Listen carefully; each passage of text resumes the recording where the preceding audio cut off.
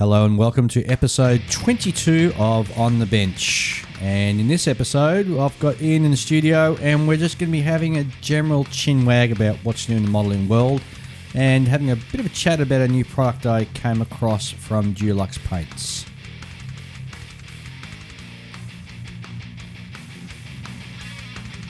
On the Bench is a podcast for scale modelers by scale modelers. So if you build aircraft, ships, tanks, cars, trucks, science fiction subjects, this is the podcast for you.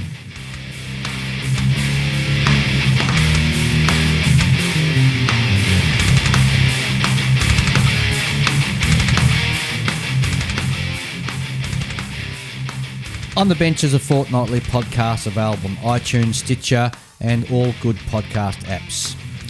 Don't forget to mark us as your favourite so you never miss a show. And also, if you get a chance, please leave a rating for us as well. That just helps other people find this podcast as well. If you want to get in contact with us, you can do so by sending us an email to onthebench64@gmail.com. Or alternatively, you can go to our Facebook page and leave us a response there, and we'll get back to you in good time. Also, if you've got any ideas for the show, please feel free to drop us a line. We're very elastic, so I'm more than happy to take on and have a talk about what you guys want to hear.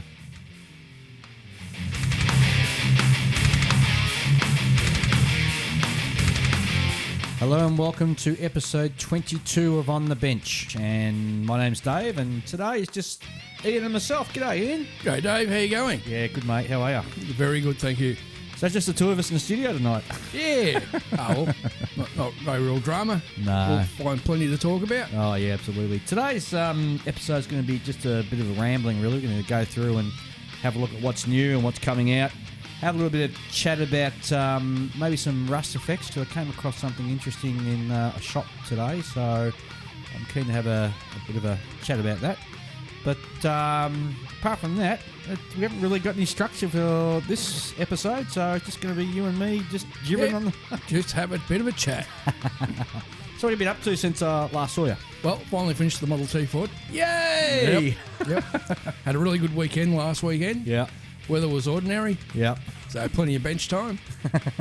So, just rattled through with it and got it knocked over. It really actually surprised myself how far I got. Oh, beautiful. And you've brought the kit into the studio and it looks absolutely gorgeous. Thanks, Dave. Got to get some photos up on our Facebook page. Yep, easy peasy. It looks fantastic. But you haven't necessarily finished it 100% yet, have you? No, I've still got to do the base and the figures. Yeah. And I love your idea for the diorama, so yep. I'm sure that once you finish that, we'll get that out.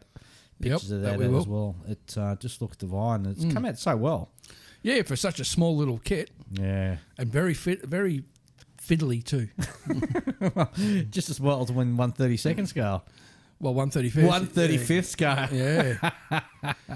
Imagine doing it in 1/72 scale. No. Oh, drive you nuts. Nothing to it. You wouldn't have half the detail anyway. No. Well, what have I been doing? I've been packing up, getting ready for our big move. So we're moving to the new house in about 7 days' time. Yep. So as a result of that, we're pre-recording this show, and by the time you guys hear this show, I would have already moved. So you know what staggers me? What's that, Dave? How much stuff I buy and I don't know I've bought it. Oh, yeah, we're all like that. You don't find out till you move. Here I am packing all the stuff up, and I've come across these sprue cutters I never knew I had. Two pairs, brand new, still in the box. Yep. All in their plastic wrapper. And by the way, I still haven't found those new ones yet. Still can't get hold of those new ones from Meng, so yep. I'm still on the hunt for them. A whole heap of Tamiya tape, or not, the tape that you can use to make, what's it called? Curves. Yeah, curves and all that sort of stuff. That to me, a curve tape, yep. Whole heap of paints I never knew I'd bought. I just had no idea. They're going, oh, yeah. Oh, I remember that. Yep. The challenge for me is, though, I've packed it up. So when I get to the other end, I'm going to get all excited again because I'm going to unbox it again, rediscover it. It'll be like Christmas for you, It Dave. will be. So at last I'll have my build room and I'll be able to unpack everything, but where the heck I'm going to put it all, I don't know yet. You'll find a space. But I think I need to managed to do. I need to get more organised. Yes. I really do. You've got an Excel spreadsheet that you use, don't you? Oh, for my model kits, yeah. But how do you do that when you're out in the road? Like if you're at a model shop or you're at swap and sell, how do you go? Oh, have I got that? Well, usually you remember it, but occasionally you do get caught out. I've seen your stash. There is no way you can remember everything you got in your stash. Well, that's how I ended up with 3 extra sets of Edward wheels for P40s. Because I forgot I bought them. Which was really stupid considering I was on the computer when I bought them and the spreadsheet's on the same computer. Going, I need to buy these without checking. Oh, so the spreadsheet works, does it? Oh, yeah. Usually it does. Now, I've seen your stash. Mm-hmm. Now, imagine just a normal wardrobe in a bedroom, folks, out there. That is not only chock-a-block, but it's spewed out of there into another room, yep. which you could actually probably fill another wardrobe full as well. Yeah, pretty much, yeah. And that's not to count, because what Ian does when he buys the little accessories, he puts them in the box, which is a smart thing to do to go with the kit. And I bet my last dollar that you wouldn't even remember or know what you got in half of those boxes. Yeah, there's a few boxes I surprised myself, but mostly I got to say, because I'm one of those people that if I'm a bit bored or something one night and I don't feel like model building, I'll just take some kits out of the cupboard and open them up and have a look through them and oogle them and think, oh yeah, one day I'll get into that. One day, one day, yeah, one day I'll get into that kit. One day I'll build that 1/350 scale USS Yorktown. Well, as I was packing up, I mean, I've got the I think it's the Kinetic Mirage kit, and which I bought at the last model show that I went to with the idea of building a Royal Australian Air Force Mirage. But as I'm packing some of the stuff away today, I came across Italeri Mirage for the Israeli Air Force as well on the same scale. I thought, oh, gee, that looks cool. Gee, I'm glad I bought that. The older really Italeri one. Yeah, I don't know how it's going to go together. That's stuff for swap meets, mate. I reckon I'll just... it's old. Yeah, I know. I'll just and I remember those Italeri decals. I hated them. Oh, don't be telling me that. They were horrible decals. Oh, really? Yeah, they were horrible.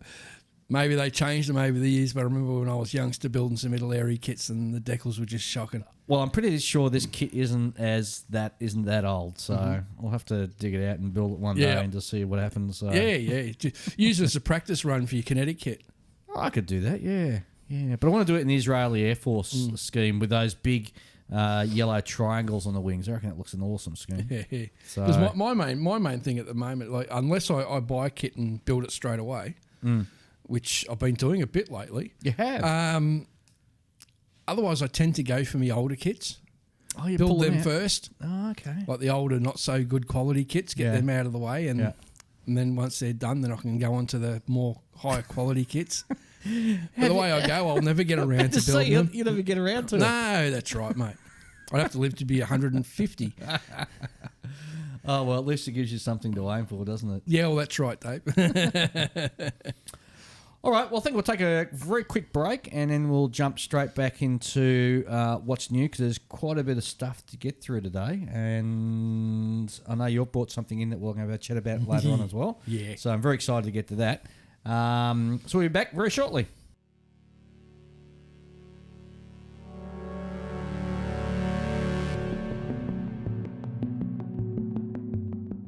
And we're back with what's new in the modelling world. And let's start off with Hasegawa. And I'm not really sure whether we covered this in episode 21, so we'll quickly run through it. So Hasegawa have announced for February 2018. Oh, we've gone well past February 2018. Yeah. The Toyo Celica 1600 GT, which is a 1972 model. Was set up for the 1972 All Nippon Suzuka 500 kilometre race. So this Toyo Celica comes in 1/24 scale with 97 parts count. And you know, I used to dream and oogle about having a Celica when I was a young kid. Really? Oh yeah, I reckon they were beautiful cars. Oh, there you go. Those ones. Suppose someone has to. Also from Hasegawa, they're releasing a limited edition in 1/72 scale, a Buffalo Fighter and a Messerschmitt BF 109G, both from the Finnish Air Force. Oh, excellent. I suspect these are just simply be reboxed with decals. Yep. And for collectors out there who like building that scale, it'll make an interesting subject matter. And the Finns did quite well with the Buffalo too. Yeah. And the BF 109G has to be the best model of the 109 that was produced, I think. It's the most numerous. Well, yeah, but it was just, I mean, they finally got rid of that silly, with the cockpit, they got rid of that silly sort of birdcage sort of setup. Gave them the Erler hood. Yeah. But not all of the G6s had the Erler hood. A lot of them had the old, as you said, birdcage style canopy. Yeah. Yeah, that's true. But it's definitely the blister on the fuselage just in front of the... Yeah, for the engine bearer. Was it the engine bearer or for the guns? I can't remember. I thought it was for the guns because they upman the heavier caliber in there and they did that. So, and also there was no strut, I believe, on the tailplane anymore. Yep. So, it's just a superb fighter. And the kit that they've got on the box art's a tall tail 109 too. Oh, good pickup. Yeah, it is too. That'll be a lovely kit though. Yep. Yeah, yep. Be sensational. Also, this is very interesting. It's a Type 97, the Kawanishi H6K5 Type 97 flying bait. Known as the Mavis. The Mavis. Yes. Love to see a decent company bring that out in 48. Yeah. It'd be a big kit. It would be. But even in 72nd scale, it's going to be a big kit, quite large as well. That wingspan is going to be huge. But I don't think that's a new release. I think that's probably just a reboxing. Because Hasegawa's had the Mavis out for a while. So you might be right. So it comes in 1/72nd scale and 159 parts count. Mm-hmm. The other release that they've got is the J35F Draken and also the SH37 Viggen, which obviously were produced for the Swedish Air Force. And both of these aircraft, I've always found them to be visually very pleasing. Oh, yeah. Especially the Viggen when they got that splinter camouflage. I reckon that just looks amazing. Yeah. Be a fun paint job too, I reckon. It would be a fun paint job, especially in 1/72nd scale. Oh, yeah. I think it'd drive you nuts. But I always liked the Draken with the... it was almost like a double delta on the wing. Yep. It had a beautiful large wing. And then, of course, with the Viggen... You got the canards. And it just look... and, you know, it's funny. I was on YouTube the other day and I came across, some old videos of these things taking off from... on the highways. Yeah. And it just looked, magnificent. Just close the highway and off they went. Close the highway, off you go. In 1/32nd scale, this is a reboxing of the I-16, also for the Finnish Air Force colours. This is the Polikarpov. Thank you, Polikarpov. I don't think I got that word right again. Yeah. As I said, it's a reboxing in 1/32nd scale, which the aircraft is quite small, so it probably works in 1/32nd scale more. I've built an I-153 in 48 scale, and that was a tiny little aircraft. I can imagine. I've actually seen one of these with its engine being run up when I was travelling in the US. I think I was somewhere in Seattle way, and it was an airport there. Apparently they sounded a lot like an old Harley. Oh, it sounds awesome. Yeah. They're just doing run-up trials, engine trials. Straight out exhaust, yeah. And, here's me sort of just driving across the US and come across this airfield. I'll have a look here, and lo and behold, there it is sitting out there doing engine runs. Engine runs, yep. Also, we have from Hasegawa the Calsonic Skyline GTS-R. This is in 1/24 scale with parts count of 97. I've never liked Skylines. The Nissan Skylines. I've never really been a fan of the modelling Japanese cars anyway, so but I'm not really one to say anything. It's interesting because there's a lot of people out there that love them. Yeah, my son... I know Julian would probably like it. He probably would. My son's generation, who's 26, 27 now, sort of starting to push 30, during his era of growing up, being 18 and silly, they all gravitated towards the Skyline or something they all aspired to, which, Unlike us when we were growing up. No, I wanted the Celica. Oh, you want a Celica? Okay, moving on, still in Hasegawa. We're looking at the Japanese naval destroyer, the Sashimo. Thank you. This is a waterline kit in 1/700 scale with parts count of 111. Geez, that's a lot of parts for a small destroyer. Yeah, it is. And is it a destroyer or it's yeah, it's a destroyer. Yagumo class. Oh, the Japanese always did beautiful destroyers in World War II. And they were certainly... very potent destroyers too. Yeah, they were really powerful for their size, and they used to really, really, really be able to sort of stand up and go toe-to-toe against anything else of their size. Yep. So... Yeah, it's one thing, the Japanese had a very good navy. Oh, they certainly did. Very good navy. They certainly did. And last but not least, the Metro Tro We Go Animal. I tried to get you to buy one of these. Remember, we were at the last model show. Looks like a potato with arms and legs. These are one's got rabbit ears. These are the Mecha Atro We Go robots, and right. And I tried to convince Ian at the last model show you went to buy one just for fun, so we could sort of do a joint build and see what they came up with. And what did Ian say? Ian said, "Not a chance in hell." Book reviews coming out. There's a book called Fallen Stars 1, which is an aircraft pictorial series from Canfora Publishing, and it's all about crash damage and captured aircraft of the United States Army Air Force from World War II.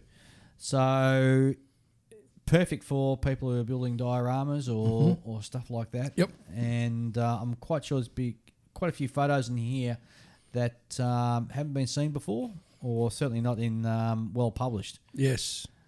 So definitely have a look at that and see if you can get your hands on it. Yeah. It'd probably be, I think it'd probably be as good as that. Is it Clear the Decks?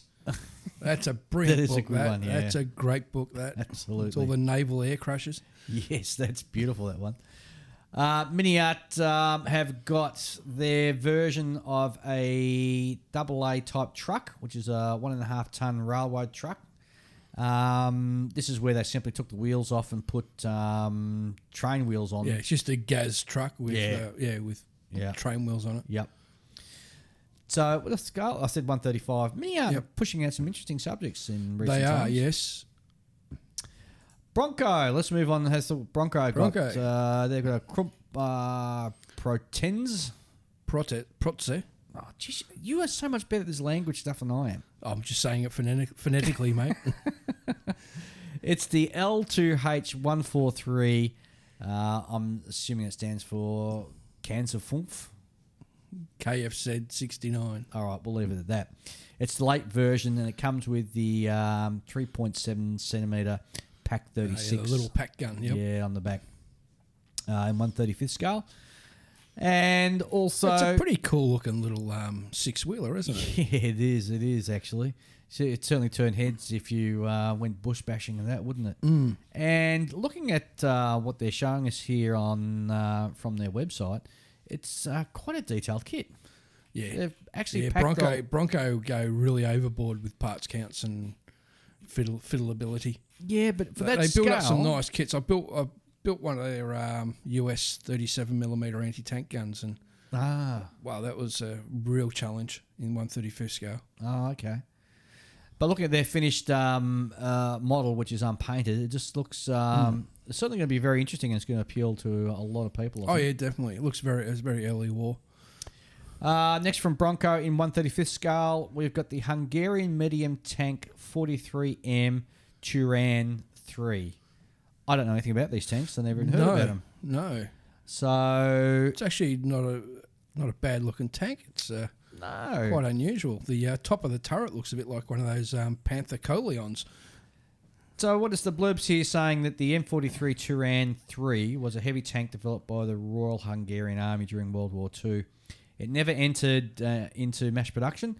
Only one prototype was made with two different shaped turrets. Right. Also known as Turan 75 long barrel. Because of production problems, there were only two made of the 75mm long barrel anti-tank gun. I would have imagined too that the German economy sort of would have been sort of pushing back and saying you just buy our tanks as well. So it's interesting. That would have been probably a lot easier. Yeah, well, you would have thought so as well. Revell from Germany. Let's have a look at what Revell from Germany are announcing for this month. So first of all, they're starting off with a celebration of 35 years of the Volkswagen Golf GTI by producing one in 1/24th scale. That'd be a small kit. Yeah, it would be actually. Parts count 118. Wow. And just straight run-of-the-mill Golf GTI Pirelli. Stock standard Golf. Yeah. Before they had computers, so they could sort of adjust the computers for the getting around the what was it, the pollution stuff they did? Yes. Pollution control. Coming up next, this is interesting. The Flying Saucer Hannibal. The Hannibal. Hannibal 2 in 1/72nd scale. Now, someone else did that kit. You know, that's... so I'm presuming that's probably a reboxing of someone else's kit. Maybe. I'm just trying to remember who did that. Was it Meng? Might have been Meng. I can't see Revell and Meng sort of crossing paths. Oh, you'd be surprised these days. Possibly. Parts count is 69, which seems a lot for a Flying Saucer in 1/72nd scale. And if you're sick of building it, you don't put the bottom on. You got a bowl for your Raymond. Oh, they got pictures of the sprues, and it looks gorgeous. It looks like a really fantastic model, actually. Yeah, when are they going to bring out the Glock?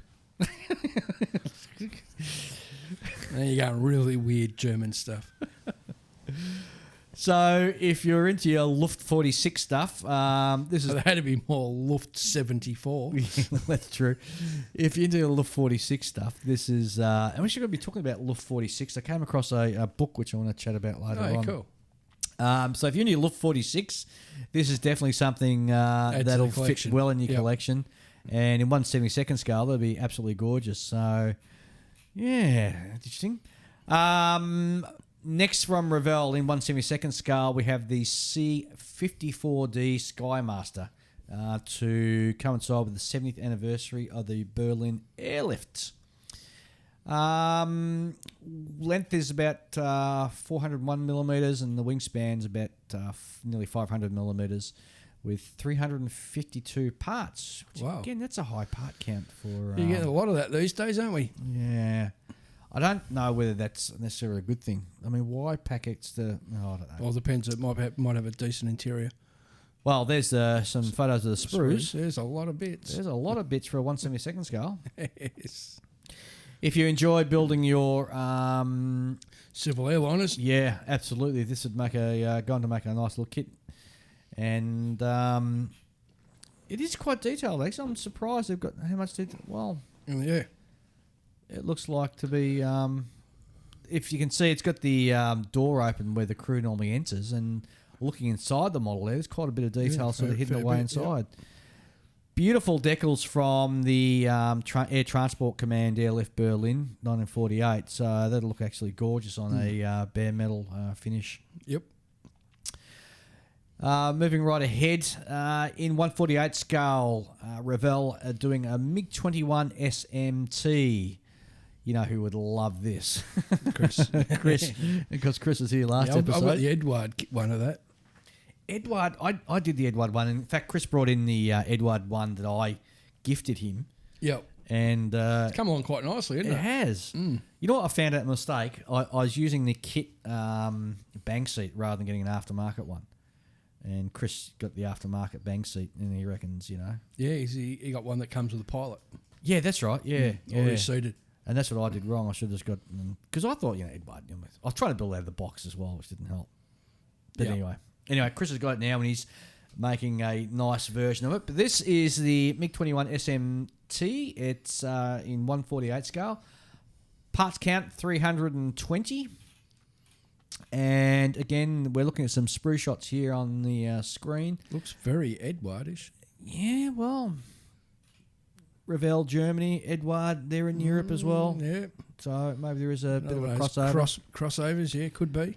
It's interesting how with the MiG, I was having a look at a couple of kits comparison side by side, the Edward, and I can't think of the other one I was looking at.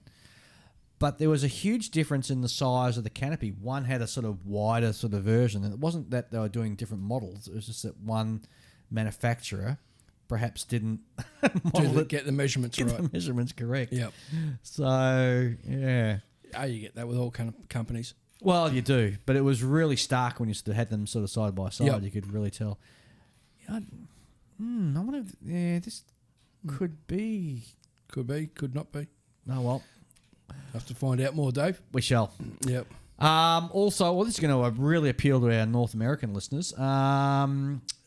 Revell Germany announced the 97 Ford F-150 XLT in 1/25th scale.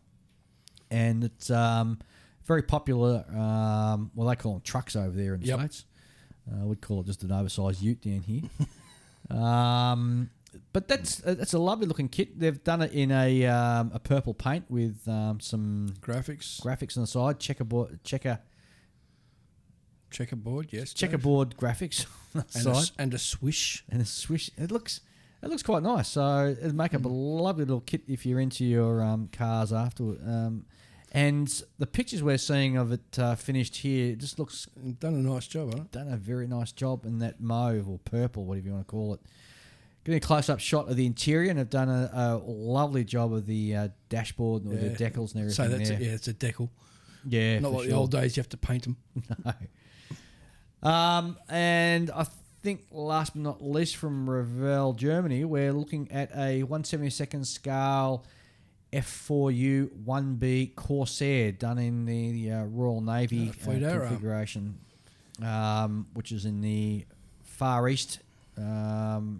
Royal Navy. Sorry. It's got the clip wings. Yep.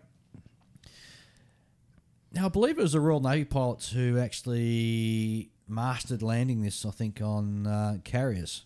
It could be. Because they changed their approach to the way they were coming in to sort of land. And prior to that, that's why the US Marines had it before the US Navy did. I don't know whether the US Navy actually went on to purchase it or not. But the US Navy sort of discounted it because they considered it they used them later on in the war. Yeah, but with the sort of long cowling, the pilot sitting so far back. Yeah, you can't see the engine. So it was the Royal Navy pilots who sort of figured out a way how to land it. They had the clip wings so they could fit them in the hangar bay. Oh, is that why they did that? Yep. Because of the size of the British hangar bays. Oh, there you go. You learned something every day. I thought it would have had something to do with the ability to make it snap roll a bit better. They all come to do with fit. And, oh my God, Revell Germany, why? They weird ship scales. Weird scales. They're doing the USS Forrestal, CVA 59. They're doing it in 1/542nd scale. That'd be to fit the box, mate. But how many ships do you see running around in 1 to 542nd scale? Well, I think they're probably aiming that towards the people who are going to build one ship in their lifetime. 1/350 scale? 1/600 scale, which Airfix still do. 1/400, which is Hella. 1/700, which the Japanese started off because people could fit it in their houses over there. Now you got 1/200. 1/200. And here comes Revell Germany. 1 to 1200. Yes. And 1 to 200 now. Yes, I said before. Yeah, oh, yeah, beg your pardon. Yep. And Revell Germany come along and go, you know what? Let's do it in 1 to 542nd scale. Yep. Well, I don't... It's not a bad looking kit, though. No, it looks like a toy. It does. It just looks like a toy. Where's the part where I put the key in to wind it up? Harsh.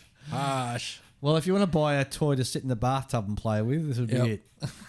Oh, hang on. You forgot. Well, here we go. A Shelby Series 1 in 1 to 25th scale. That's right. Now, that's a very nice looking Shelby. Yes. A very nice looking kit. So the Shelby was 320 brake horsepower, 2-seat, produced by Shelby American, which apparently combines outstanding technology and outstanding design characteristics in a typically brilliant Shelby manner. You got to admit, the guy had a real eye for the car design. Oh, yeah. Yeah. He did well. He did. Carroll Shelby did very well. So it comes with a multi-part 4-litre V8 engine, chrome wheel rims. Yep. Which is not really liked a lot by the car model guys. They don't like it coming already pre-chromed. Well, if you get a good chrome, yeah, not a problem. But some of the earlier kits, the chrome was really dodgy. Also has an authentic decal set. What, two blue stripes? I think so. You should probably paint yourself. All right, that's all from Revell, Germany. And that's all from... Oh, no, we've got some other things to mention. Model Collect. Now, I've banged on about Model Collect in the past. Yeah, you have too, yes. Because they're producing, excuse me, in 1/72nd scale, they're producing not one B52, but two B52s. So the first model they're doing is the B52H, and they're also doing a kit of the B52G. And they're also about to, if it's not already hit the shops now, a B2A, a stealth bomber. The Spirit. I think I spoke about this a month or so ago, where I've got this brilliant idea to start building bombers in 1/72nd scale to keep the constant scale and that's make sure right, they get it. So I was about to sort of launch off and start buying a whole heap of different ones, but I figured, well, I'm moving house and all that, so I'll keep it on. But I'm just looking at some of the prices of these getting up there. So for the B52H, Well, you look model, for what the size is. Yeah. The prices are quite reasonable. That's Is true. that in US dollars, I gather? Yeah, so it'll be that's still reasonable. $99.99 for the H model. The G model of the B52 will be $119.99. So there's an extra $20 worth of plastic in there. Mm-hmm. And wait for it, the Stealth Bomber is going to set you back $149.99. But I've been having a look at some of their sprue shots. And if you go to Model Collect Hobby Inc. Just put that in your search engine for Facebook. There's actually some sprue shots or some test shots, I should say. And I'm liking the detail that I see of the B52. It is very nice, isn't it? It's not too bad at all. And given that these are only sort of test shots as well, so it's obviously still a bit more to be done. But look at the guy's hand there as he's holding it. It looks like it's going to be a huge kit in 1/72nd scale. Yeah, they're big. They're big. They're nearly a metre wingspan on a 172 scale. Well, that'll certainly be interesting to have a look at. What about building the old monogram one? Oh, That was huge. was it? Oh, yeah. It took up a lot of paint too. I think Italy did a B52 as well. Yeah, they could have. I'm sure of it. Although you say it's still clear Italy. Oh, the yeah, early I stay kids, away so- from middle area kits myself. But that's my personal preference. Other people might like it.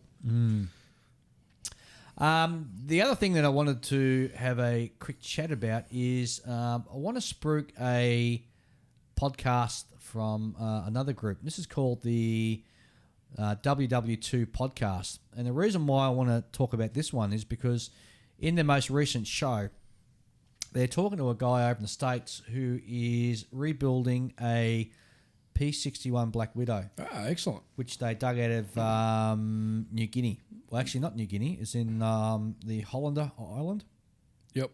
which is over in the Indonesian side. And I think they dug it out. They finally got it off the side of a mountain. It's about 7,000 feet up. And they shipped it back to the US. And hopefully in about the next 2 years or so, it should be back in flying condition. Yep. Which would be the only P61, sorry,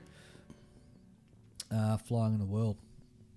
So go over and just in your podcast apps, just do a search for WW2 podcast and you'll be able to have a look at that. Okay, I think maybe we'll have another quick break and we will come back with some more news shortly.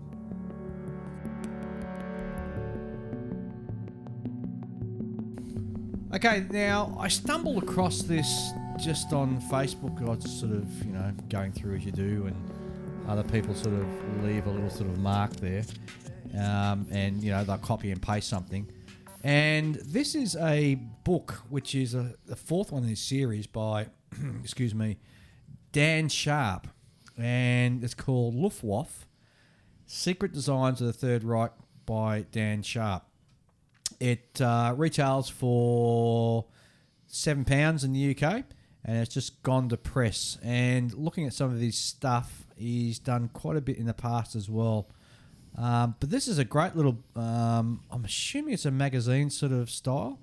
It's got more than 300 more than 300 rare drawings and photos. It's got a whole list of aircraft which were projects. Just paper projects. It's got the Arado, Drecklich, the US Flugzeug, the E208, and the AR233.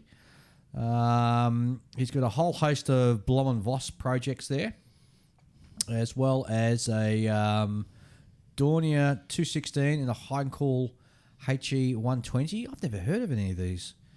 You'll find most of them didn't get above being on a piece of paper. Yeah, he's got Gotha P60, some guided weapons, Heinkel P1076, as well as about 6 different Henschels, a Junkers EF116, and we'll be talking about Junkers shortly. And about 4 different types of Messerschmitts. The ME109ZW. I've got no idea what that is. He's got the ME163 with canards. Oh, it looks like he's got the 109 Zwilling as well. Yeah, so... Which is basically just 2 fuselages joined together with a central wing. So if you're on Facebook, go and have a look for Dan Sharp. Yeah, especially if you like your Luft 46 stuff. Yeah, if you like your Luft 46 stuff, this will be right up your alley. Now, the next thing I want to have a quick chat about is Modelsvit. That's spelled MODELSVIT. They've just recently posted on their page, they're asking the question, does anybody expect a 172nd Antonov AN225? And they're asking how would people be interested in actually seeing this kit and what that would be huge. It's a huge plane. It is. Well, it's the biggest thing in their air force, isn't it? The Russians. Yeah, not too many of them were built too either. Actually, the next one down from that, it was the Antov. It's a 4-engine version. Yeah, of that. It's the one that comes out here to Australia a few times. You know, it actually came here recently. It came here this week. Yes, it was dropping some parts off for the F-35 program. They're using a Russian aircraft to drop off. Absolutely. They're using a Russian aircraft to deliver parts from the US for the Royal Australian Air Force. Yeah, they're all in cahoots with each other, mate.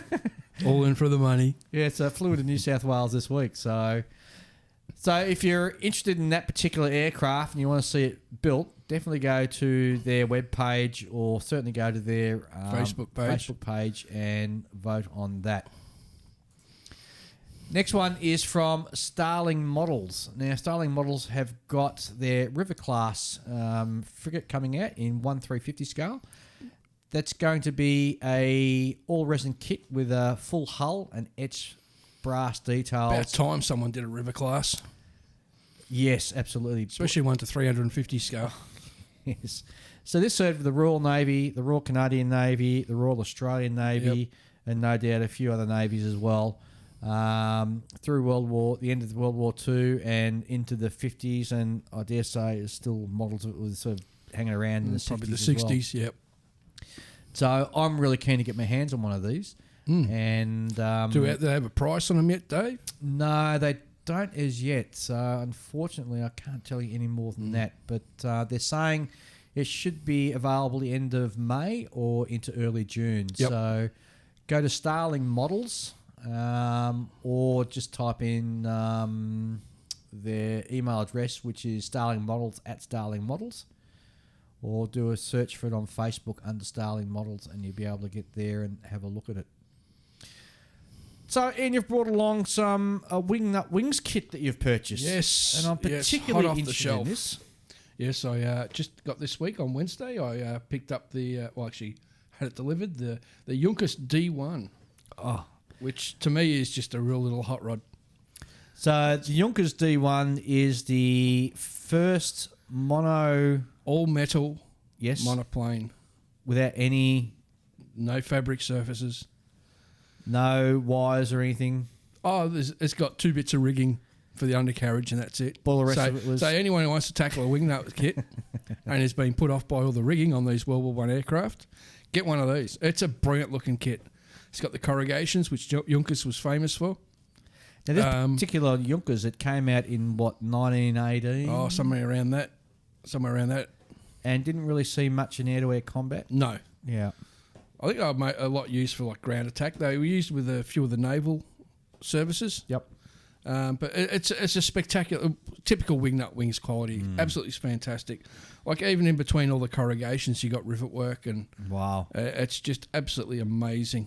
5 really nice schemes. Your standard purple and green scheme. You've got one that's black fuselage. Oh, that'd be gorgeous. Which I reckon looks quite nice. You have to fade that a bit though, wouldn't you? You'd give a bit of weathering on that as well. Yeah. The old chocolate brown fuselage. They've got an all metal one, which looks quite good because it shows the different shades of the Duralum on the wings, so you get like these tiger stripes. And the last one is for the Deutsche Freikorps, was when Germany had their little civil war at the end of World War One. And what they were fighting against the Bolsheviks or something? Yeah, it was down in the where was that? Down Yugoslavia way or somewhere, or the Baltic? Yeah, around the Baltic area, something I think, like that. Yeah. But no, it's absolutely fantastic. It's like I said, highly recommended. Anyone wants to get one, get one. If you want to do a World War I aircraft and you're worried about the rigging, it's the kit for you. And of course, it comes with the usual sort of beautiful engineering that you get with Wingnut Wings, where the model just sort of falls together. Yeah. Yeah, you got to be careful, like on the mating surfaces, don't have any paint or it won't fit. Yeah. And I've just had a look at some of the sprues there that Ian just showed, because you've got the box here as well. And the box art itself, you could almost, put that in a frame and put it on your wall. It just looks gorgeous. Yeah. This lovely sort of silver bit around the side of it. And, geez, they really got the packaging down. But not only do they have the packaging down pat, but what's inside the box equals what you see on the outside of the box as well. Yep. They've just done it so well. It's one of those kits you just build out of the box. Don't worry about aftermarket sets unless you sell it crazy. Yeah. I've got a Wingnut Wings. I think I've got an Albatross sitting in my stash. Yep. Which are getting hard to find now, the Albies. Oh, are they really? Yeah, a lot of them are out of production now. Oh, that gives a little bit of an idea. Just sort of popped into my head then. I flugged that off. Well, they've released that 3 Albatross set. The I can't remember what it was. One of the Yasters, and you actually get 3 Albatrosses in one box. Oh wow! Yep, that'd be expensive. Oh yeah, worth a few. About the same size box as what the Felix Doe comes in. We should do just a Wingnut Wings special. Yep. And sit down and have a chat about it. Yeah, I reckon that's one definitely put on the cards, Dave. Yeah, for sure. Because they're just such beautiful kits, and I mean, you can just sit there and take it out and just drool over it because it's just. Well, a friend of mine recently finished the Janine Taub, and that kit is just amazing. Oh, is it really? That's where they didn't have ailerons; it was all wing warping, and the trailing edges. You pick up the plastic and you can see through the trailing edges. It's that seriously thin. Wow! It is a magnificent looking kit. It is just beautiful. Rigging nightmare. Yeah, like some of their early DH2s and the Aircos and so forth. Yeah. Oh, look, I reckon they look all right, but I'd never build one because the rigging would drive me bananas. No, I've got to say I've. The only sort of rigging I do is obviously on my model ships, and even that sort of the thought of doing it on aircraft, it goes to send shivers up my spine. Yeah. So, but I wouldn't mind one day having the crack at and building certainly this one you've got here, the Junkers, because it'd just be such a lovely kit to build. It's a beautiful plane. It's so much nicer than the Mert. Yeah. I've got to have a dig at the Mert.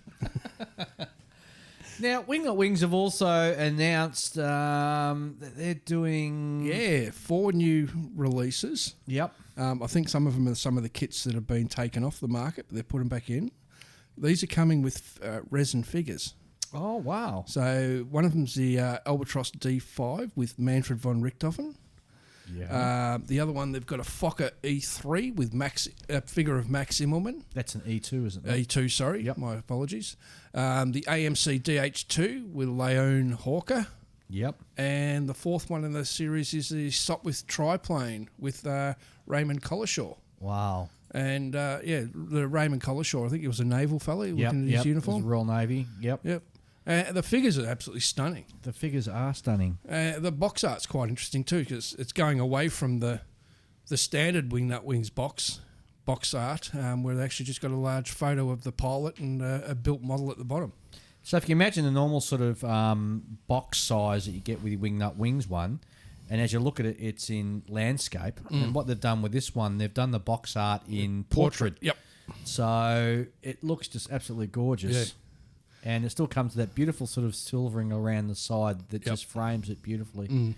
And that's going to be I think they'll be quite popular. Oh, yeah, I reckon they'll sell quite well. And apparently at the Shizuoka Hobby Show, they're going to have a new release.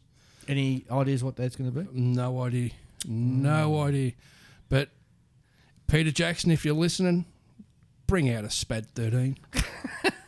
Or a Newport. You've only done one French aircraft. You've got to do some more French aircraft in the First World War. They had some beautiful.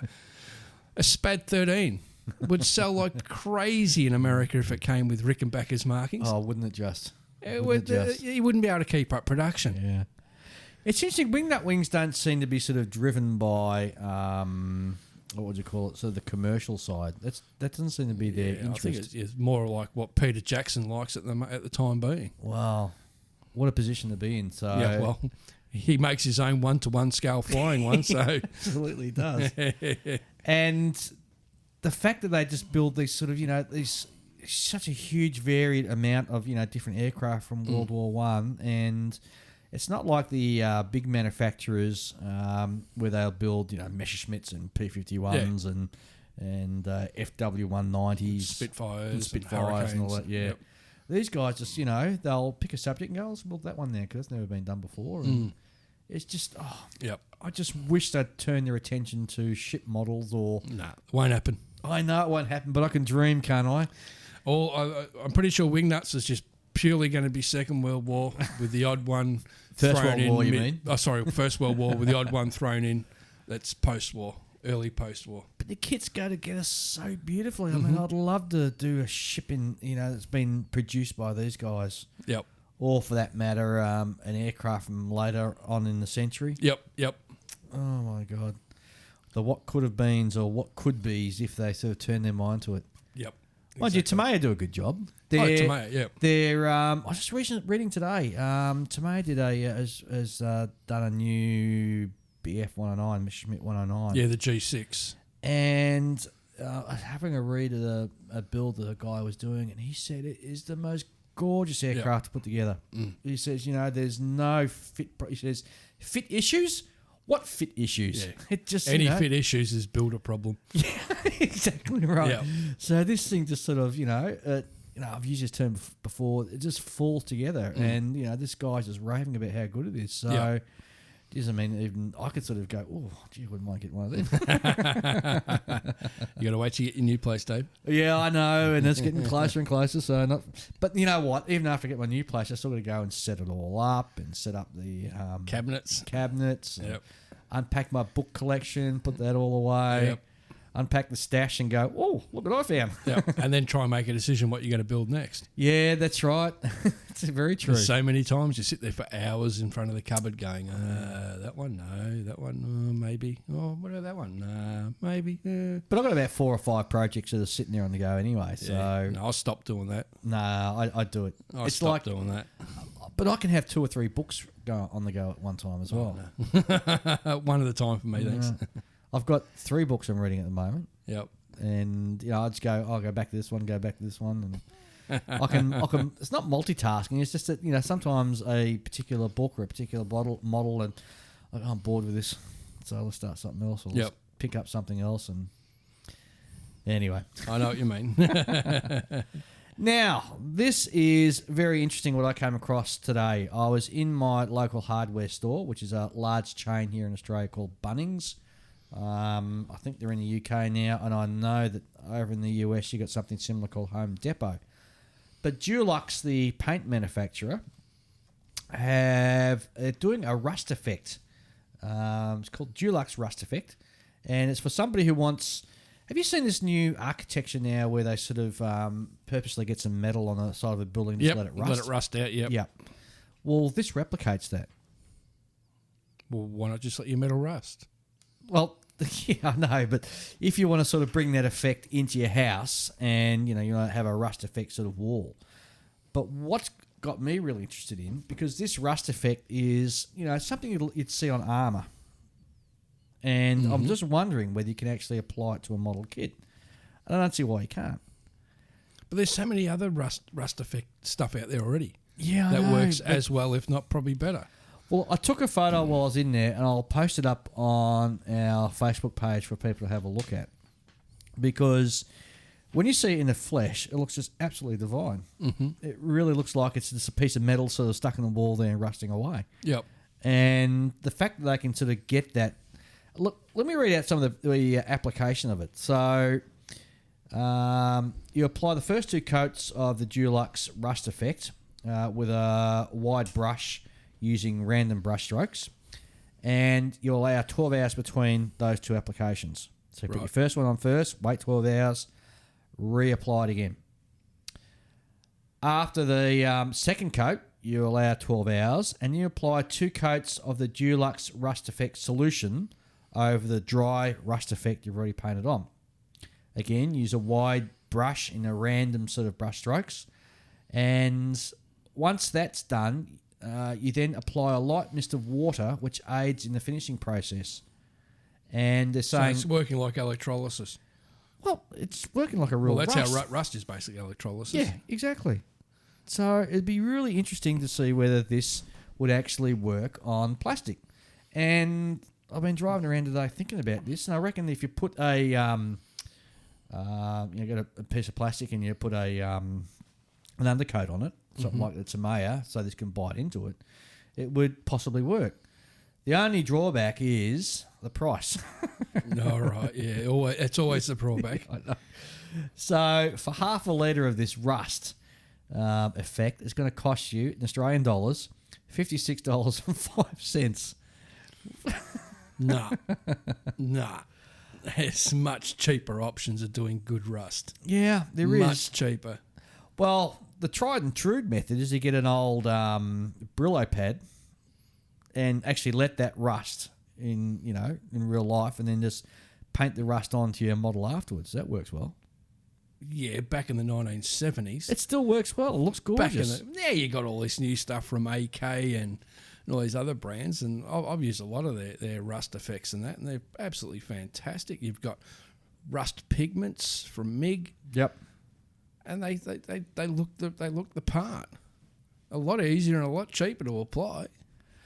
Well, this is another option for you if you want to do a large sort of scale. Well, you can still do large scale with pigments. Be a lot cheaper. Well, but I'm tipping you could use this over and over again. Yeah. So if you bought an AK one, for example, or a MIG. Yeah, MIG, little pot of MIG pigment. Yeah. How much is that going to cost you? $10? Oh, it's not that much. It's about $6-7. $10.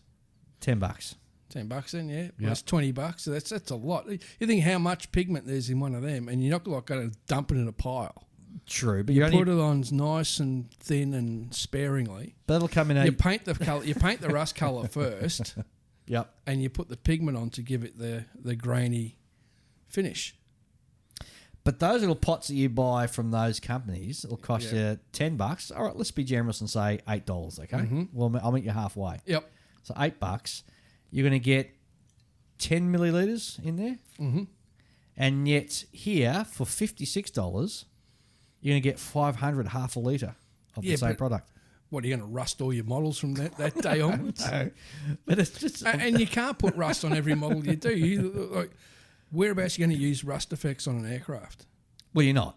Exactly. Aircraft don't rust. That's right. Well, they oxidise. Yep.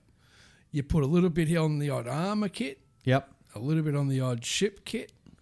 Well, maybe somebody's buying a 1 to 1600 scale T72 and or T62 and I want to look at, have it sort of as if it's been sitting out and it's rusting out in the desert somewhere. Well,